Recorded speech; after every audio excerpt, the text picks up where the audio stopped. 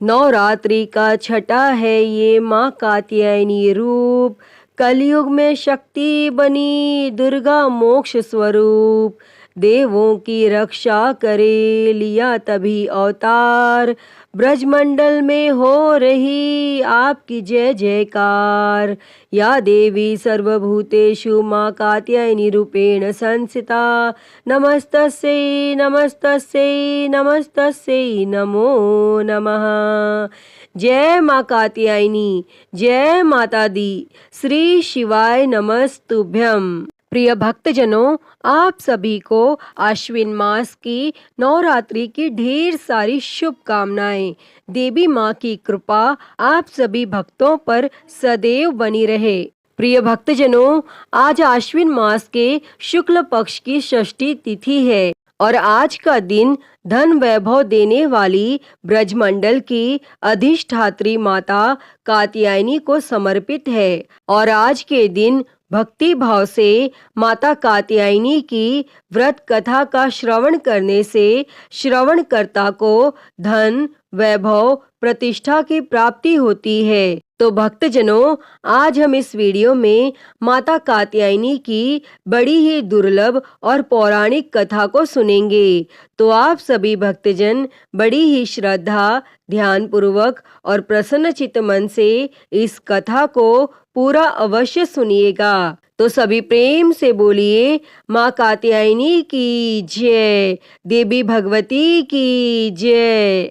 कथा के अनुसार जब पृथ्वी पर असुरों का उत्पात बढ़ गया था, तब ऋषि मुनियों समस्त प्राणियों को दुष्ट असुरों के अत्याचार से मुक्ति दिलाने के लिए माँ आदि शक्ति कात्यायनी स्वरूप में प्रकट हुई थी। कत नामक एक प्रसिद्ध महर्षि थे। उनके पुत्र का नाम कात्या ऋषि था। इन्हीं कात्य ऋषि के गोत्र में अति प्रसिद्ध महर्षि कात्यायन का जन्म हुआ। महर्षि कात्यायन माता जगदम्बा के परम भक्त थे। महर्षि कात्यायन की प्रबल इच्छा थी कि माँ भगवती उनके घर पुत्री के रूप में जन्म लें और माँ जगदम्बा की उपासना करते हुए उन्होंने बहुत वर्षों तक बड़ी कठोर तपस्या की। माँ भगवती ने उनकी तपस्या से प्रसन्न होकर महर्षि कात्यायन के घर में जन्म लेना स्वीकार कर लिया और आश्विन कृष्ण चतुर्थी को यह महर्षि कात्यायन की पुत्री के रूप में माँ जगदम्बा का जन्म हुआ। जन्म के उपरांत कात्यायन ऋषि ने माता आदि शक्ति की विधिवत पूजा का आयोजन किया। शुक्ल सप्तमी, अष्टमी तथा नवमी तक 3 दिन इन्होंने कात्यायन ऋषि की पूजा ग्रहण करके दशमी को महिषासुर का वध कर दिया था। और महिषासुर का वध करने के पश्चात समस्त देव मानव लोक में माँ दुर्गा की जय जयकार करने लगे और कात्यायन ऋषि की पुत्री होने के कारण यह जगदम्बा माता कात्यायनी के नाम से विख्यात हुई। इनसे जुड़ी एक दूसरी कथा और भी है। इस कथा के अनुसार महर्षि कात्यायन ने सर्वप्रथम माँ कात्यायनी की पूजा की और इसी कारण यह कात्यायनी कहलाई। माँ कात्यायनी अपने भक्त को निश्चित फल प्रदान करती हैं। भगवान कृष्ण को पति रूप में पाने के लिए व्रज की गोपियों ने इन्हीं की पूजा कालिंदी यमुना के तट पर की थी।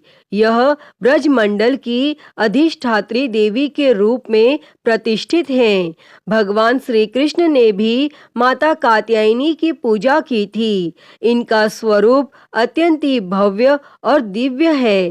इनका वर्ण सोने के समान चमकीला और उज्जवल है। इनकी 4 भुजाएं हैं और माता का दाहिनी तरफ का ऊपर वाला हाथ अभय मुद्रा में है तथा नीचे वाला वर यानी आशीर्वाद मुद्रा में है और बाईं तरफ के ऊपर वाले हाथ में तलवार और नीचे वाले हाथ में कमल पुष्प सुशोभित हैं। इनका वाहन सिंह है। इनकी भक्ति को परिपूर्ण आत्मदान करने वाले ऐसे भक्त को सहज भाव से माँ कात्यायनी के दर्शन प्राप्त हो जाते हैं। माँ कात्यायनी की भक्ति और उपासना द्वारा मनुष्य को बड़ी सरलता से अर्थ, धर्म, काम, मोक्ष चारों फलों की प्राप्ति हो जाती है। वह इस लोक में स्थित रहकर भी अलौकिक तेज और प्रभाव से युक्त हो जाता है। उसके रोग, शोक, संताप, भय आदि सर्वथा भी नष्ट हो जाते हैं। प्रिय भक्तजनों, आइए अब सुनते हैं कन्याकुमारी माता की कथा। शिव पुराण में लिखित एक बहुत ही प्रसिद्ध कथा के अनुसार बाणासुर नाम के एक असुर ने देवताओं को अपने कुकर्मों से पीड़ित कर रखा था। सभी देवता इस असुर से मुक्ति पाना चाहते थे, लेकिन कोई भी इसे मार नहीं पा रहा था, क्योंकि इस असुर को भगवान शिव की ओर से वरदान प्राप्त था कि उसकी मृत्यु केवल कुंवारी कन्या के हाथों से ही होगी, और यह वरदान उसे भगवान शिव की कड़ी तपस्या के बाद मिला था। और उसी राक्षस का वध करने के लिए आदि शक्ति के एक अंश से एक पुत्री को जन्माया गया, और इस पुत्री का जन्म एक राजा के घर हुआ। राजा के 8 पुत्र और एक पुत्री थी। इसी पुत्री का नाम रखा गया कन्या। इस कन्या को भगवान शिव से प्रेम हुआ, और उन्हें पाने के लिए कन्या ने कठोर तपस्या की। उनकी तपस्या से भगवान शिवजी प्रसन्न हुए और विवाह का वचन दिया। विवाह की तैयारियां शुरू की गईं, और इसके बाद शिव तय कार्यक्रम के अनुसार कैलाश से बारात लेकर चल दिए। बारात कन्याकुमारी से लगभग 12 किलोमीटर दूर सुचिंद्रम गांव में ठहरी, और उधर कन्याकुमारी का विवाह होते देख देवतागण परेशान हो गए कि अब बाणासुर का वध कैसे होगा।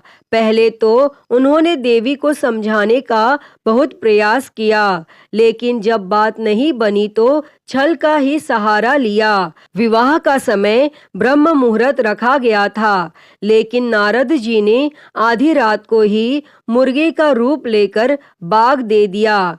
तब शिवजी को लगा कि सुबह हो गई और वह ब्रह्म मुहूर्त पर नहीं पहुंच पाएंगे, इसलिए भोलेनाथ बारात लेकर वापस कैलाश पर्वत लौट गए।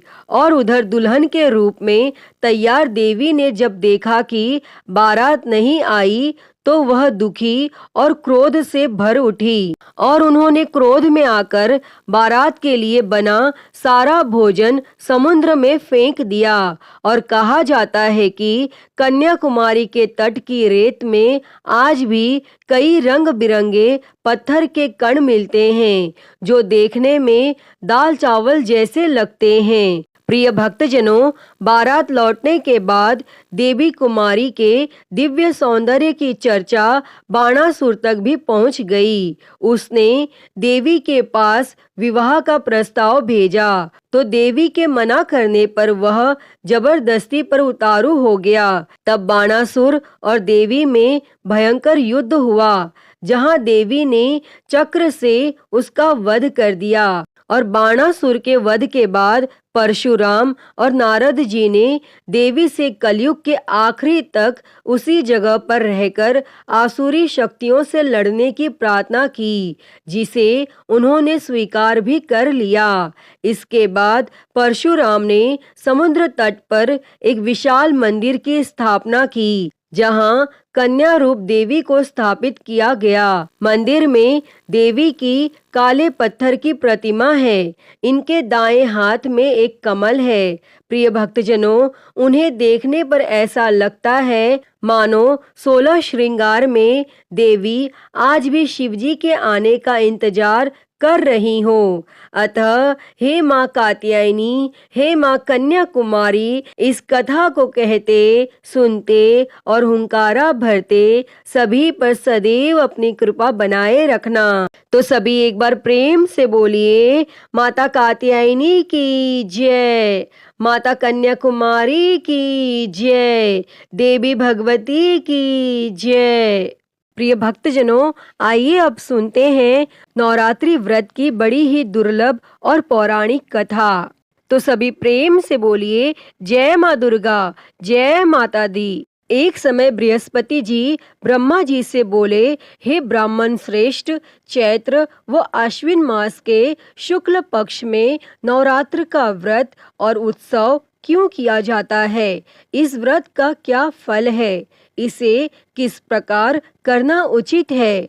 पहले इस व्रत को किसने किया, सो विस्तार से कहिए। तब बृहस्पति जी का ऐसा प्रश्न सुन ब्रह्मा जी ने कहा, हे बृहस्पति, प्राणियों के हित की इच्छा से तुमने बहुत अच्छा प्रश्न किया है। जो मनुष्य मनोरथ पूर्ण करने वाली दुर्गा, महादेव, सूर्य और नारायण का ध्यान करते हैं, वे मनुष्य धन्य हैं।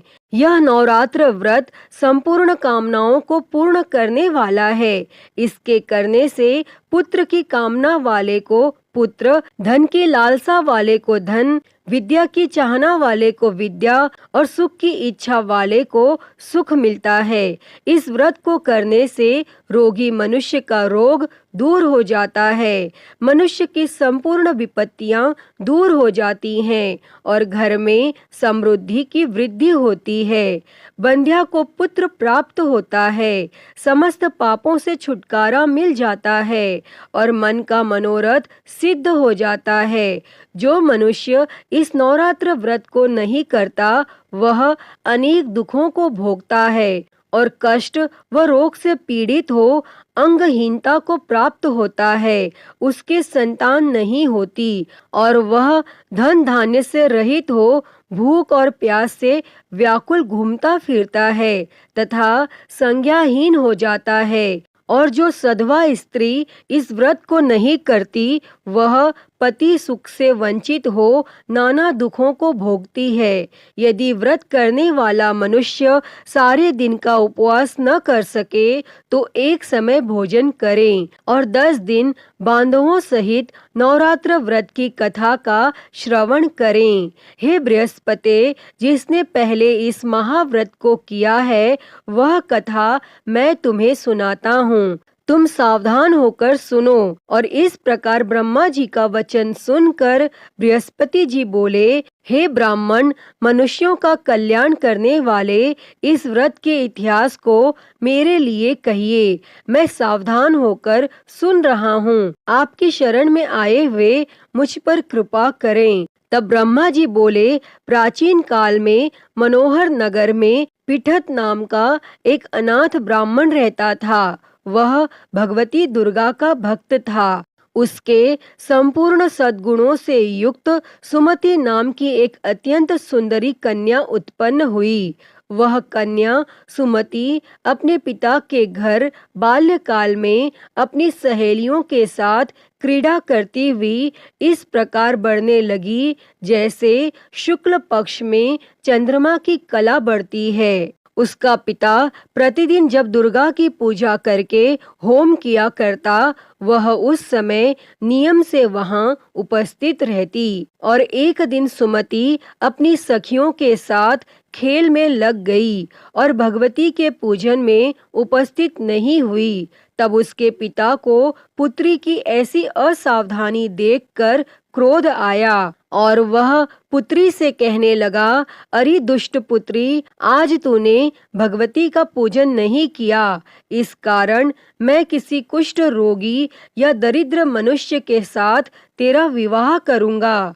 तब पिता के ऐसे वचन सुन सुमति को बड़ा दुख हुआ और पिता से कहने लगी, हे पिता, मैं आपकी कन्या हूँ तथा सब तरह आपके अधीन हूँ। जैसी आपकी इच्छा हो वैसा ही करो। राजा से, कुष्ठी से, दरिद्र से अथवा जिसके साथ चाहो मेरा विवाह कर दो, पर होगा वही जो मेरे भाग्य में लिखा है। मेरा तो अटल विश्वास है, जो जैसा कर्म करता है उसको कर्मों के अनुसार वैसा ही फल प्राप्त होता है। क्योंकि कर्म करना मनुष्य के अधीन है, पर फल देना ईश्वर के अधीन है। जैसे अग्नि में पड़ने से तृणादि उसको अधिक प्रदीप्त कर देते हैं, तब इस प्रकार कन्या के निर्भयता से कहे हुए ऐसे वचन सुन उस ब्राह्मण ने क्रोधित हो अपनी कन्या का विवाह एक कुष्टी के साथ कर दिया और अत्यंत क्रोधित हो पुत्री से कहने लगा, हे पुत्री, अपने कर्म का फल भोगो। देखें भाग्य के भरोसे रहकर क्या करती हो। तब पिता के ऐसे कटु वचनों को सुन सुमति मन में विचार करने लगी, अहो मेरा बड़ा दुर्भाग्य है जिससे मुझे ऐसा पति मिला। इस तरह अपने दुख का विचार करती हुई वह कन्या अपने पति के साथ वन में चली गई और डरावने कुशा युक्त उस निर्जन वन में उन्होंने वह रात बड़े कष्ट से व्यतीत की। उस गरीब बालिका की ऐसी दशा देख देवी भगवती ने पूर्व पुण्य के प्रभाव से प्रकट हो सुमति से कहा, हे दीन ब्राह्मणी, मैं तुझसे प्रसन्न हूँ। तुम जो चाहो सो वरदान मांग सकती हो। तब भगवती दुर्गा का यह वचन सुन ब्राह्मणी ने कहा, आप कौन हैं? वह सब मुझसे कहो। तब ब्राह्मणी का ऐसा वचन सुन देवी ने कहा कि मैं आदि शक्ति भगवती हूँ और मैं ही ब्रह्म विद्या व सरस्वती हूँ। प्रसन्न होने पर मैं प्राणियों का दुख दूर कर उनको सुख प्रदान करती हूँ।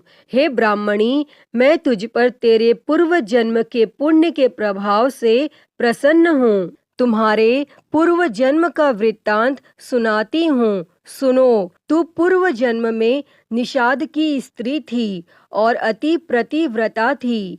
एक दिन तेरे पति निषाद ने चोरी की और चोरी करने के कारण तुम दोनों को सिपाहियों ने पकड़ लिया और ले जाकर जेल खाने में कैद कर दिया। उन लोगों ने तुझको और तेरे पति को भोजन भी नहीं दिया और इस प्रकार नवरात्र के दिनों में तुमने न तो कुछ खाया और न जल ही पिया और इस प्रकार 9 दिन तक नवरात्र का व्रत हो गया। हे ब्राह्मणी, उन दिनों में जो व्रत हुआ, इस व्रत के प्रभाव से प्रसन्न होकर मैं तुझे मनोवांछित वर देती हूँ। तुम्हारी जो इच्छा हो सो मांगो। तब इस प्रकार माँ दुर्गा के वचन सुन ब्राह्मणी बोली, अगर आप मुझ पर प्रसन्न हैं तो हे दुर्गे, मैं आपको प्रणाम करती हूँ। कृपा करके मेरे पति का कोढ़ दूर करो। तब देवी ने कहा, उन दिनों तुमने जो व्रत किया था उस व्रत का 1 दिन का पुण्य पति का कोढ़ दूर करने के लिए अर्पण करो। उस पुण्य के प्रभाव से तेरा पति कोढ़ से मुक्त हो जाएगा। और तब ब्रह्मा जी बोले, इस प्रकार देवी के वचन सुन वह ब्राह्मणी बहुत प्रसन्न हुई और उसके पति को निरोग करने की इच्छा से तब देवी ने तथास्तु ऐसा वचन कहा और तब उसके पति का शरीर भगवती दुर्गा की कृपा से कुष्ठ रोग से रहित हो अति कांतिवान हो गया और वह ब्राह्मणी पति के मनोहर देह को देख देवी की स्तुति करने लगी। हे दुर्गे, आप दुर्गति को दूर करने वाली, तीनों लोकों का संताप हरने वाली, समस्त दुखों को दूर करने वाली, रोगी मनुष्य को निरोग करने वाली, प्रसन्न हो मनोवांछित वर देने वाली और दुष्टों का नाश करने वाली जगत की माता हो। हे अम्बे, मुझ निरपराध अबला को मेरे पिता ने कुष्ठी मनुष्य के साथ विवाह कर घर से निकाल दिया। पिता से तिरस्कृत निर्जन वन में विचर कर रही हूँ। आपने मेरा इस विपदा में उद्धार किया है। हे देवी, आपको प्रणाम करती हूँ, मेरी रक्षा करो। और तब ब्रह्मा जी बोले, हे बृहस्पति, उस ब्राह्मणी की ऐसी स्तुति सुन देवी बहुत प्रसन्न हुई और ब्राह्मणी से कहा, हे ब्राह्मणी, तेरे उदालय नामक अति बुद्धिमान, धनवान, कीर्तिवान और जितेंद्रिय पुत्र शीघ्र उत्पन्न होगा। ऐसा वर प्रदान कर देवी ने ब्राह्मणी से फिर कहा कि हे ब्राह्मणी, और जो कुछ तेरी इच्छा हो वह मांग ले। और भगवती दुर्गा का ऐसा वचन सुन सुमति ने कहा कि हे भगवती दुर्गे, अगर आप मुझ पर प्रसन्न हैं तो कृपा कर मुझे नवरात्र व्रत की विधि और उसके फल का विस्तार से वर्णन करें। तब इस प्रकार ब्राह्मणी के वचन सुन देवी दुर्गा ने कहा, हे ब्राह्मणी, मैं तुम्हें संपूर्ण पापों को दूर करने वाले नवरात्र व्रत की विधि बतलाती हूँ, जिसको सुनने से मोक्ष की प्राप्ति होती है। आश्विन मास के शुक्ल पक्ष की प्रतिपदा से लेकर 9 दिन तक विधि पूर्वक व्रत करें। यदि दिन भर का व्रत न कर सकें तो एक समय भोजन करें। विद्वान ब्राह्मणों से पूछकर घट स्थापना करें और वाटिका बनाकर उसको प्रतिदिन जल से सींचें। महाकाली, महालक्ष्मी और महासरस्वती देवी की मूर्तियां स्थापित कर उनकी नित्य विधि सहित पूजा करें और पुष्पों से विधि पूर्वक अर्घ दें। बिजौरा के फल से अर्घ देने से रूप की प्राप्ति होती है। जायफल से अर्घ देने से कीर्ति, दाख से अर्घ देने से कार्य की सिद्धि होती है। आंवले से अर्घ देने से सुख की प्राप्ति और केले से अर्घ देने से आभूषणों की प्राप्ति होती है। इस प्रकार पुष्पों व फलों से अर्घ देकर व्रत समाप्त होने पर 90वें दिन यथाविधि हवन करें। खांड, घी, गेहूं, शहद, जौ, तिल, बिल्व, नारियल, दाख और कदम्ब आदि से हवन करें। गेहूं से होम करने से लक्ष्मी की प्राप्ति होती है। खीर एवं चंपा के पुष्पों से धन की और बेल के पत्तों से तेज व सुख की प्राप्ति होती है। आंवले से कीर्ति की और केले से पुत्र की, कमल से राज सम्मान की और दाखों से संपदा की प्राप्ति होती है। खांड, घी, नारियल, शहद, जौ और तिल तथा फलों से होम करने से मनोवांछित वस्तु की प्राप्ति होती है और व्रत करने वाला मनुष्य इस विधि विधान से होम कर आचार्य को अत्यंत नम्रता के साथ प्रणाम करें और यज्ञ की सिद्धि के लिए उसे दक्षिणा दें। और इस प्रकार बताई हुई विधि के अनुसार जो व्यक्ति व्रत करता है उसके सब मनोरथ सिद्ध होते हैं। इसमें तनिक भी संदेह नहीं है। इन 9 दिनों में जो कुछ दान आदि दिया जाता है उसका करोड़ों गुना फल मिलता है। इस नवरात्र व्रत करने से अश्वमेघ यज्ञ का फल मिलता है। हे ब्राह्मणी, इस संपूर्ण कामनाओं को पूर्ण करने वाले उत्तम व्रत को तीर्थ, मंदिर अथवा घर में विधि के अनुसार करें। तब ब्रह्मा जी बोले, हे बृहस्पति, इस प्रकार ब्राह्मणी को व्रत की विधि और फल बताकर देवी अंतर ध्यान हो गईं। जो मनुष्य या स्त्री इस व्रत को भक्ति पूर्वक करता है वह इस लोक में सुख प्राप्त कर अंत में दुर्लभ मोक्ष को प्राप्त होता है। हे बृहस्पति, यह इस दुर्लभ व्रत का महात्म्य है जो मैंने तुम्हें बतलाया है। तब यह सुन बृहस्पति जी आनंद से प्रफुल्लित हो ब्रह्मा जी से कहने लगे कि हे ब्राह्मण, आपने मुझ पर अति कृपा की जो मुझे इस नवरात्र व्रत का महात्म्य सुनाया। तब ब्रह्मा जी बोले कि हे बृहस्पति, यह देवी भगवती शक्ति संपूर्ण लोकों का पालन करने वाली हैं। इस महादेवी के प्रभाव को कौन जान सकता है और नवरात्रि की इस पावन कथा को कहने और सुनने वालों की देवी भगवती सब विघ्न दूर करके उन्हें सुख समृद्धि देती हैं। अतः हे माँ देवी भगवती, नवरात्रि व्रत की इस पावन कथा को कहने, सुनने और हुंकारा भरने वालों पर सदैव अपनी कृपा बनाए रखना। सभी के जीवन से कष्टों को दूर कर उनके जीवन में सुख और समृद्धि देना। तो सभी प्रेम से बोलिए, देवी भगवती की जय। जय माँ दुर्गे। प्रिय भक्तजनों, आइए सुनते हैं श्री दुर्गा चालीसा। नमो नमो दुर्गे सुख करनी, नमो नमो दुर्गे दुख हरनी। निरंकार है ज्योति तुम्हारी, तीहूं लोक फैली उजियारी। शशि ललाट मुख महाविशाला, नेत्र लाल भ्रूकुटी बिकराला।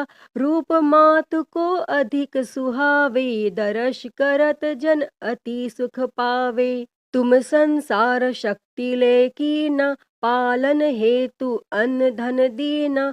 अन्नपूर्णा हुई जगपाला, तुम ही आदि सुंदरी बाला।